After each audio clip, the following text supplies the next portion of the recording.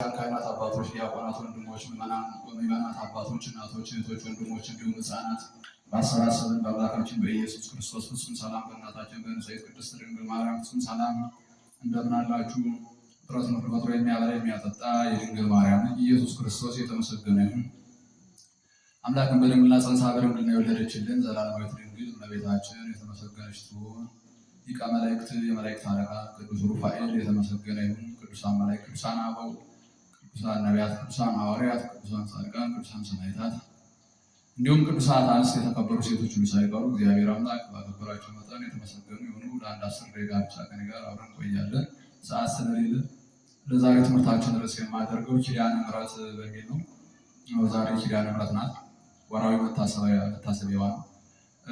በዚህ ርዕስ መሰረታዊ ዓላማ የማደርገው ስለ ኪዳነ ምሕረት እመቤታችን መናገር ነው። ኪዳነ ምሕረት ማለት ኪዳን ማለት ስምምነት ማለት ሲሆን ምሕረት ማለት ይቅርታ ማለት ነው። ኪዳነ ምሕረት ማለት የይቅርታ ስምምነት ማለት ነው። እንግዲህ ይህ ስም የተሰጠ ለእመቤታችን ብቻ ነው። ኪዳነ ምሕረት የሚለው ስም ማለት ነው። ለማንም አልተሰጠም፣ ለማንም አልተቻለም። ምክንያቱም ዓለምን ከልጇ ከእግዚአብሔር ጋር በማስታረቅ ለዓለም ምሕረት ያሰጠች የእግዚአብሔር እናቱ ኪዳነ ምሕረት ብቻ ናት። ለዓለም ከእግዚአብሔር ይቅርታ ያሰጠች፣ ለሰዎች ሁሉ ከእግዚአብሔር ይቅርታ ያሰጠች የእግዚአብሔር እናቱ ኪዳነ ምሕረት ብቻ ናት። ከዚህ የተነሳ ለእርሷ ብቻ ለእመቤታችን ብቻ ኪዳነ ምሕረት የሚል ስም ተሰጥቷል።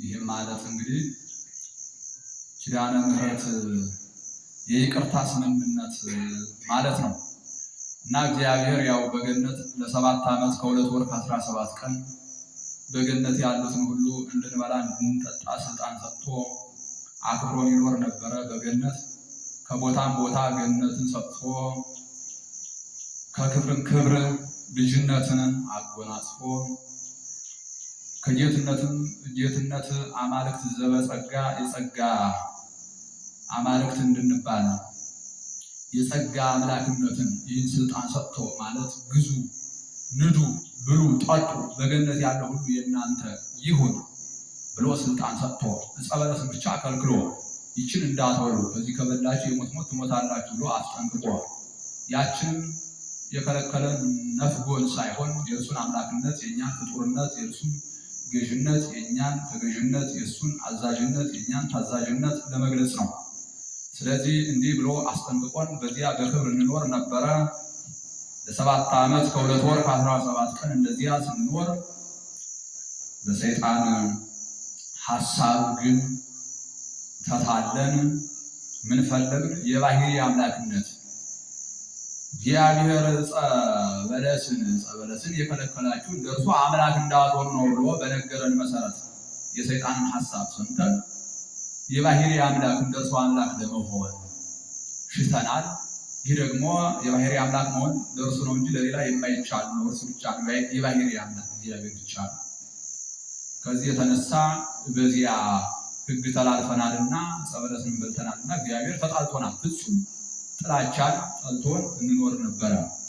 ከገነት አባሮ ልጅነታችንን ሁሉ አዋርዶ ልጅነታችንን ቀምቶ ጸጋችንን ሁሉ ገፎ ባዷችን አስቀርቶ መንጸፈ ደይን ሲወል አውርዶን እንኖር ነበር ለ5500 ዘመን ማለት ነው። እንዲህ ሆነን እየኖርን ሰማያቱ ርቀውን የእግዚአብሔር ቸርነት ርቆን የእግዚአብሔር ይቅርታ ርቆን የእግዚአብሔር ምሕረት ርቆን በመከራ በስቃይ በፍዳ እንኖር ነበረ። እናም ጥላቻው ከባድ ነበረ። ጠባችን በጣም ከባድ ከመሆኑ የተነሳ በእኛና በእግዚአብሔር መካከል ከባድ ጥላቻ ሆኖ ስንኖር በብዙ መንገድ ከእግዚአብሔር ጋር ለመታረቅ ኪዳነ ምሕረት እንዲደረግልን ነው፣ የይቅርታ ስምምነት እንዲደረግልን ከእግዚአብሔር ጋር ብዙ ጥረት ተደርጓል። 5500 ዘመን እግዚአብሔር ይቅር እንዲለን ያላደረግነው ነገር የለም። በወርቁ በብሩ በእንቁ በአልማዙ ሁሉ ከእግዚአብሔር ጋር ለመታረቅ የማይቻል ሆነ። ብሩ፣ እንቁ፣ አልማዙ ሁሉ በእግዚአብሔር ዘንድ ምንም ስላልሆነ በእንስሳቱ ደም ሁሉ ከእግዚአብሔር ጋር ለመታረቅ ተሞክሯል። ብዙ እንስሳት ይታረዱ ነበር። ብዙ የእንስሳት ደም ይፈስ ነበር። በዚያ ሁሉ ከእግዚአብሔር ምሕረት ለማግኘት ብዙ ትግል ተደርጓል። በዚያም የማይገኝ ሆኗል። እንዲሁ የቀደሙት አበው ነቢያት ብዙ ለቅሶ አድርገዋል። ብዙ ጫጫታ አድርገዋል። ከእግዚአብሔር ጋር ዓለምን ለማታረቅ ብዙ ጥረት አድርገዋል። ብዙ ሱባኤ ገብተዋል። ብዙ ንስሐ ገብተዋል። ብዙ ጽድቅ አድርገዋል። ነገር ግን ጽድቃችን ሁሉ እንደ መርገም ጨርቅ ተቆጠረ ብለዋል። ያም ለምንም የማይበቃ ነበር። ስለዚህ ከእግዚአብሔር ጋር መታረቅ ጠፍቶ በመከራ በስቃይ እንኖር ነበር። ጻይራችን፣ ጋይራችን፣ ስቃያችን፣ ለቅሷችን ተመልክቶ እኛን ለማዳን ለኔ የሚከፍሉት ውድ ካሳ ከተገኘ ብሎ እግዚአብሔር ዓይኑን ወዲያ ወዲህ ምን አለ? ተመለከተ። ዓይኑን ወዲያ ወዲህ አደረገ። ነጸረ አብ በሰማይ፣ እግዚአብሔር በሰማይ ሆኖ ወደ ምድር ተመለከተ። ምክንያቱም ንጹሕ ካሳ ከተገኘ ብሎ ሁሉ ዓለም ሁሉ በድሏል። ሁላችን በድለናል። ምድርና ሰማያትን በእግዚአብሔር ዘንድ ንጹሐን አይደሉም። ስለዚህ ንጽሐ ባህሪ መገኘት አልተቻለም። ንጽሐ ባህሪ ማግኘት አልቻለም። እግዚአብሔር ተመለከተ። በትንቢተ ኢሳይያስ በምዕራፍ 1 ቁጥር 19 እግዚአብሔር ዘርን ባይተውልን እንደ ሰዶም እንደ ገሞራ በጠፋን ነበር ይላል። ንጽሕ ዘር እመቤታችን ግን ተገኝታለች። በአዳም ገላ ውስጥ የምታበራ እንቁ ንጽሕት እንቁ እርሷ ብቻ ናት። የውርስ ኃጢአት ያላገኛት፣ የሰው በደል ሁሉ ርኩሰት ሁሉ ያላገኛት ተለይታ ንጽሕት ዘር እመቤታችን ብቻ ተገኝታለች። ስለዚህ እግዚአብሔር በሰማይ ሆኖ ሰሜን፣ ደቡብ፣ ምዕራብ፣ ምስራቅን ተመለከተ። ነጸረ አብ በሰማይ እግዚአብሔር በሰማይ ሆኖ ምን ተመለከተ? ሰሜንን፣ ደቡብን፣ ምዕራብን፣ ምስራቅን ሁሉ አቅጣጫውን ሁሉ ተመለከተ። አስተንፈሰ ዋፄነወ ተነፈሰ አሻተተ ወኢረከበ ዘከማኪ እንዳንቺ ያለ አላገኘም፣ እንደ እመቤታችን ያለ አልተገኘም። ቁመናዋን፣ ደምግባቷን፣ ንጽሕናዋን፣ ቅድስናዋን ሁሉ ወደደ። ስለዚህም ነገር በእመቤታችን ይታረቀን ዘንድ ደስ አለው ማለት ነው። ዛሬ በዚህ ዓለም በሚወዷቸው ሰዎች ምክንያት፣ በሚወዱት ሰው ምክንያት የእርሱን ቤተሰብ ጠቅለው እንዲወዱ፣ በሚወዷት ሴት ምክንያት የእርሷን ቤተሰቦች ክፉም ይሁኑ ደግ፣ የእርሱን ቤተሰቦች ክፉም ይሁኑ ደግ ጠቅለው እንዲወዱ እመቤታችን ወዶ ምን አደረገ? እኛን ጠቅልሎ ወደደን ማለት ነው። የእኛ ወገን ከመሆኗ የተነሳ ደማችን፣ የስጋችን ቁራጭ፣ የአጥንታችን ፍላጭ፣ ዘመዳችን፣ እናታችን ከመሆኗ የተነሳ የራሳችን ስጋ ከመሆኗ የተነሳ የራሳችን ደም ከመሆኗ የተነሳ እመቤታችንን ወዶ ወደደን። አዎ ምን ይላል? ኦ አዳም መሬት አንተ ወትገብ ውስተ መሬት ሀባህለ ወትዚት ኃጢአት አዳም ወይ መሬት ነህና ወደ መሬትም ትመለሳለህ፣ ብዙ ኃጢአትም አለብህና ካለ በኋላ በየትበዝሕ ጸጋ እግዚአብሔር፣ በዚያ ግን የእግዚአብሔር ጸጋ ትበዛለች ብሏል። ኃጢአት በሞላበት ዓለም የእግዚአብሔር ጸጋ እናት መብራን በስታ ተገኝታለን። ኪዳነ ምሕረቱን ወዶ ነፃ አደረገው። ኪዳነ ምሕረቱን ወዶ ነፃ አደረገን። ለሔዋን ታሳታ ከይሲ ፈትሐ ላዕሌሃ እግዚአብሔር እንዘሬ ብዙኃ በዝሖ ለሕማምኪ ወለጻዕርኪ ምትሽን ጻዕርሽን አበዛዋለሁ ብሎ የፈረደባት ሔዋንም ሰብረ ልቡ ሀበ ፍቅረ ሰብእ አጋዛ ሰውን ወደደና ነፃ አደረጋት። ሰውን አምላክን ወዶ ነፃ አደረጋት። ሰውን አምላክን ወዶ ነፃ አደረገን እና ኪዳነ ምሕረትን ወዶ ያድነን ዘንድ እግዚአብሔር ወደደ ማለት ነው እና በኪዳነ ምሕረት ርቅ ተደርጎልናል ማለት ነው። በኪዳነ ምሕረት እግዚአብሔር እኛን ምን አድርጓል ስንል ታርቆናል ማለት ነው እና ኪዳነ ምሕረት ማለት ምን ማለት ነው ስንል የምህረት የይቅርታ ስምምነት ማለት ነው። እንግዲህ ይቅርታን የማይፈልግ አካል የለም። አንድ 5 ደቂቃ ተጠቅሞ ይደርሳል ሰዓታችን ደርሶ። ይቅርታን የማይፈልግ አካል የለም። የትኛውም አይነት አካል ይቅርታን የማይፈልግ አካል የለም። ይገርማቸው የታመሙ አካላት ምህረትን ይፈልጋሉ። ምህረት የማይፈልግ በሽታ የያዛቸው ሰዎች ከበሽታቸው እንዲፈወሱ ይፈልጋሉ። ምህረት እንዲያገኙ ይፈልጋሉ። ገንዘብ ያጡ ሰዎች ምሕረት እንዲደረግላቸው ገንዘብ እንዲያገኙ ይፈልጋሉ። ትዳር ያጡ ሰዎች ምሕረት እንዲደረግላቸው ትዳር እንዲያገኙ ይፈልጋሉ።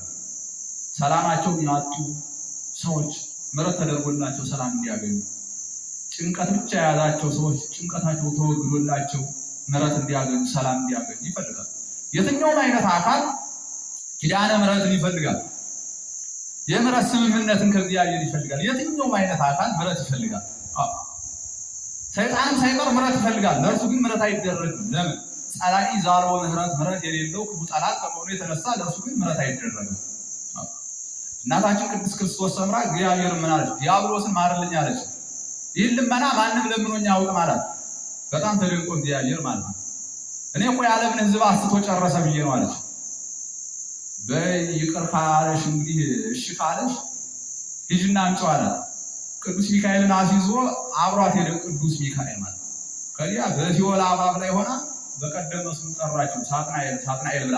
ሳጥናኤል ማለት ቅርበ እግዚአብሔር አሃዜ መንጦላይት ማለት ነው። ለእግዚአብሔር ቅርብ የሆነ የጌትነቱን ዙፋን መጋረጃ የሚከፍት የሚዘጋ እንደማለት ነው። የክብር ስም ነበር። ከዚያ ክብሩ ያው ተዋርዷል ማለት ነው በበደሉ በኃጢአቱና ስትጣራው ማን ነው ደግሞ በዚህ በክፎች ነፍሳት ላይ ነግሼ በምኖርበት በዚህ በመከራ ቦታ ላይ ሆኖ የሚጠራኝ ብሎ ወደ ላይ ሲመለከት ቅድስት ክርስቶስ ሰምራ ናት። ከተራራው አፋፍ ከሲኦል አፋፍ ሆና ማለት ነው። ድሮ በምድር ብዙ ብዋጋሽ ድል አደረግሽ የማትቻይ ሆነሽ ከዚያም ብዙ ምርኮ እንዳልወስድ ብዙ ምርኮዎችን ከኔ እየቀማሽ እየወሰድሽ በጸሎትሽ እየፈወሽ እያዳንሽ ብዙዎችን ከኔ እየቀማሽ በቃል ኪዳንሽ እኔን ባዶ አስቀርተሽ ነበረ እና ደግሞ ዛሬ በድፍረት እዚህ ድረስ መጣሽ፣ ጠላቴን አገኘሁሽ ብሎ ከላይ ጎትቶ ይዟት ወረደ ወደ ሲኦል ገደል ማለት። ቅዱስ ሚካኤልም የሲኦልን ጨለማ ሰንጥቆ ገባ፣ ሲኦልን በብርሃኑ ሞላት ማለት። ዲያብሎስን ቀጥቅጦ በእናታችን ግን ጫፏ ላይ እንኳን ችግር መከራ ሳይደርስ ማለት ነው አድኗታል። እና እናታችን ቅድስት ክርስቶስ ሰምራ ከሲኦል ስትወጣ በእርሷ ላይ እጅግ በጣም ብዙ ሺህ ነፍሳት ሆኖ አብረው ነፃ ወጥተዋል ማለት ነው። እና ምሕረት ልታሰጠው ነበረ የሄደች። እርሱ ግን ምሕረት የማያውቅ ክፉ ስለነበረ ምሕረት የማይደረግለት ነው። ይገርማል። እርሷ ምሕረት ልታሰጠው ስትሄድ እርሱ ግን ለእርሷ ምሕረት ማድረግ አልፈለግም። ጠላቴን አገኘሁሽ ብሎ ማለት ነው። እና ምሕረት የማይደረግለት ዲያብሎስ ብቻ አጋንንት ናቸው ምሕረት የማይደረግላቸው። ለምን ስንል ጸላኢ ዛልዎ ምሕረት ስለሆነ ሰይጣን ምሕረት የሌለው ጠላት ስለሆነ ምሕረት ለእርሱ እግዚአብሔር አያደርግም። እና ዛሬ ለሰዎች ምሕረት የማናደርግ አካላት ሁሉ አጋንንትን መምሰላቸው። ለሰዎች ምሕረት የማናደርግ ከእግዚአብሔር ምሕረት አናገኝ። ይህ ማወቅ አለበት። ጠላቶቻችን ይቅር የማንል፣ ለቀማናቸው የማንመልስ፣ ለበደልናቸው የማንክስ፣ ጠላቶቻችን ይቅር የማንል ሁሉ ለሰዎች ምሕረት የማናደርግ ሁሉ ጸላኢ ዛልዎ ምሕረት ነው። ምሕረት የሌለን ጠላት ከመሆናችን የተነሳ ምሕረት በፍጹም ኪዳነ ምሕረት ለኛ አይደረግም ማለት ተመልከቱ። ከእግዚአብሔር የምህረት ስምምነት አይደረግም፣ ይቅርታ አይደረግልንም ማለት ክፉ ከሆነ ማለት እና ዛሬ ያው ምድሪቱን ብዙ ሰዎች እንግዲህ በክፋት ነው የሞላናት። እንግዲህ ምድሪቱ ውስጥ ያለ ብዙዎቻችን ያው ክፎች ነን በዚህ ዓለም ማለት ብዙዎች ክፎች ነን፣ በጣም ክፎች ማለት ለሰው ጸሩ ሰላሌቱ ብሏል ጌታ። የሰው ጠላቱ ቤተሰቡ ነው። አሁን የሰው ቤተሰቡ እንስሳት አራዊት እንዳይመስሏቸው። የሰው ዘመዱ ቤተሰቡ ያው ሰው ነው። የሰውን ጠላቱ ሰው ነው። አጋንንት እንዳልን ለአጋንንት መሳሪያ የሚሆኑ ያው ሰዎች ናቸው እንጂ አጋንንት ቀጥታ መጥተው እኛን የመዋጋት ስልጣን አቅም የላቸው። ሰውን ነው መሳሪያ አድርገው የሚጠቀሙ። ሰዎችን መሳሪያ አድርገው በሰዎች እጅ ይዘርፋሉ፣ ይገላሉ። በሰዎች እጅ ነው ክፋት የሚሰሩ አጋንንት እና ሰዎችን መሳሪያ አድርገው ይጠቀሟቸው። ስለዚህ የሰው ጠላቱ ማን ነው ስንል ሰው ነው ማለት ነው። የሰው ቤተሰቡ ነው ጠላቱ። ከሩን አይመጣም ጠላት፣ ከሰው ዘመድ ነው ጠላት ያለ፣ ከሰው ወገን ማለት የሰው ጠላቱ ሰው ብቻ ነው። እና ከዚህ የተነሳ የሰው ጠላቱ ሰው ከመሆኑ የተነሳ ክፉ ሰዎችን ያሳድዳሉ። ያፈናቅላሉ፣ ደም ያፈሳሉ፣ የሰው ንብረት ይዘርፋሉ፣ የሰው ንብረት ይቀማሉ፣ የሰው ደም ያፈሳሉ፣ ሰው ይገድላሉ፣ በሰው ላይ ብዙ ግፍ ያደርጋሉ። ይህን የሚያደርጉ እነማን ናቸው? ሰዎች ናቸው። የሰው ጠላቱ ማን ነው? ሰው ስለሆነ ማለት። ይህ በጣም በእግዚአብሔር ዘንድ ጸያፍ የሆነ ነገር ነው። ሰው ለሰው ጠላት ሲሆን ማለት ዛሬ በምድሪቱ ያለ ነው። ዛሬ እኮ አራዊትን አንፈራም፣ እንስሳትን አንፈራም፣ አራዊትን አንፈራም። የምንፈራ ሰው እኮ ከቅርብ ያለውን ዘመድ አብሮን ያለ የማንጠረጥረውን ሰው እኮ ተከትሎ የሚገድለን ሰው ስለሆነ ሰው ይህን ያህል ምን ሆኗል ስንል ክፉ አውሬ ሆኗል እና የሰው ጠላቱ ሰው ነው እና ዛሬም ቢሆን ለሰው ጠላት ከመሆን ካልተመለስን በፍጹም ምሕረት ለኛ አይደረግም ማለት እና ዛሬ በዓለም ላይ የምታዩት በጣም የቸገረ ነገር ምንድነው ሲባል ሰው ለሰው ጠላት መሆኑ። ሰዎች ክፉዎች ከመሆናቸው የተነሳ እኛ ብዙዎቻችን እኮ የሰዎች ደስታ ለኛ ሐዘናችን፣ የሰዎች ማግኘት ለኛ ድህነታችን ይገርማል። የሰዎች መብላት መጠጣት ለኛ ረሃባችን ነው። የሰዎች ክብር ለኛ ውርደታችን፣ በሰዎች ደስታ ደስ የማንሰኝ ሰዎችን ከክብር ለማውረድ ከከፍታ ለማውረድ የሰዎችን እግር ይዘን የምንጎት ክፎች ነን ብዙዎቻችን እና ዛሬ ምድሪቱ ላይ የሞላው እና ይህ ክፋት ብቻ ነው። ከዚህ የተነሳ ከክፋታችን ካልተመለስ ንስሐ ካልገባን ኪዳነ ምሕረት አይደረግልንም። ከእግዚአብሔር ዘንድ የይቅርታ ስምምነት አይደረግልንም። ይሄንን በሚገባ ጠንቅቀን ማወቅ አለብን እና ኪዳነ ምሕረት እመቤታችንን ገንዘብ ካደረግናት ሁሉ ነገራችን ምሕረት ያገኛል ማለት ነው። ጤና ያጣን እኛ እናታችን ለእኛ ጤና በመስጠት ምሕረት ታደርግልናለች። ገንዘብ ያጣን እኛ ማለት ነው እናታችን ለእኛ ገንዘብ በመስጠት ምሕረት ታደርግልናለች።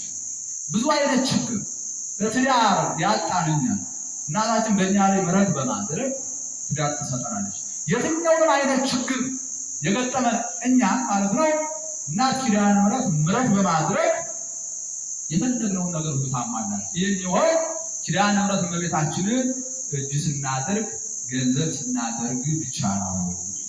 ወስብሐት ለእግዚአብሔር።